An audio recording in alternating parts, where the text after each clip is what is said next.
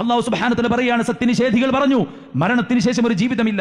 നബിയെ പറയൂ, ബലാ വറബ്ബി ലതുബഅസുന്ന, അല്ലാഹു സുബ്ഹാനഹു വ തആല അവൻ നിങ്ങളെ ഉയർത്തെഴുന്നേൽപ്പിക്കുക തന്നെ ചെയ്യും. സഹോദരന്മാരെ, ചോദിക്കട്ടെ, ഇതെല്ലാം ഒരു സാങ്കല്പികമാണെന്ന് പറയുന്നവരോട് ചോദിക്കാനുള്ള ചോദ്യം, നിങ്ങളെ സൃഷ്ടിച്ചത് നിങ്ങളാണോ? നിങ്ങളെ രൂപപ്പെടുത്തിയത് നിങ്ങളാണോ? നിങ്ങളുടെ ശരീരത്തെ ചൂസ് ചെയ്തത് നിങ്ങളാണോ? നിങ്ങളുടെ പാരന്റ്സിനെ തെരഞ്ഞെടുത്ത നിങ്ങളാണോ? നിങ്ങൾ ജനിച്ച നാടിനെ തെരഞ്ഞെടുത്ത നിങ്ങളാണോ? നിങ്ങളുടെ ശബ്ദത്തെ തെരഞ്ഞെടുത്ത നിങ്ങളാണോ? അങ്ങനെ നമ്മൾ നമ്മുടേതെന്ന് പറയുന്ന എത്ര കാര്യങ്ങൾ, നമ്മുടെ അടിസ്ഥാനപരമായ എത്ര വിഷയങ്ങൾ നാമായിട്ട് തെരഞ്ഞെടുത്തിട്ടുണ്ട്. നമ്മളല്ലെങ്കിൽ ആരാണത് ഉണ്ടാക്കിയത്?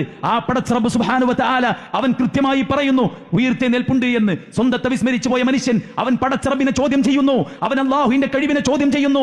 അവൻ അഹങ്കാരത്തിന്റെ കൊടുമുടിയിൽ കയറി നിന്ന് അവൻ ചോദിക്കുകയാണ്, ആരാണ് ഈ നുരുമ്പിയല്ലുകൾക്ക് വീണ്ടും ജന്മം കൊടുക്കുക എന്ന്. ഖുൽ, നബിയെ പറയുക, യുഹീഹല്ലദീ അൻശഅഹ അവ്വല മറത്തിൻ, ആരാണോ ഈ മനുഷ്യനെ ആദ്യമായി ഉണ്ടാക്കിയത് ആ പടച്ച റബ്ബ് വീണ്ടും അവനെ ഉണ്ടാക്കുമെന്ന് അല്ലാഹുവിന്റെ റസൂലിനോട് മക്കയിലെ മുശ്രിക്കുകളുടെ ചോദ്യത്തിന് മറുപടി പറയാൻ വിശുദ്ധ ഖുർആൻ 36 അധ്യായം സൂറത്ത് യാസീനിന്റെ അവസാനത്തെ ഭാഗത്ത് അല്ലാഹു പഠിപ്പിക്കുന്നെങ്കിൽ ആ പടച്ച റബ്ബ് എല്ലാറ്റിനും കഴിവുള്ളവനാണ്. അവനാണ് നമ്മെ ഉണ്ടാക്കിയത്, അവൻ നമ്മെ മരിപ്പിക്കും, അവൻ നമ്മെ ഖബറിൽ കൊണ്ടുപോകും, അവിടെ നിന്ന് അവൻ പരലോകത്ത് കൊണ്ടുപോകും. അവിടെ നന്മ തിന്മകൾ തൂക്കി കണക്കാക്കി വിചാരണയ്ക്ക് വിധേയമാക്കി നന്മ ചെയ്തവരെ സ്വർഗത്തിലേക്കും തിന്മ ചെയ്തവരെ നരകത്തിലേക്കും മാറ്റിപ്പാർപ്പിക്കുമ്പോൾ ഈ ഇരിക്കുന്ന നമ്മൾ ഓരോരുത്തരും എവിടെ ഉണ്ടാകുമെന്ന് ചിന്തിക്കാൻ സഹോദരന്മാരെ നമുക്ക് സാധിക്കേണ്ടതുണ്ട്.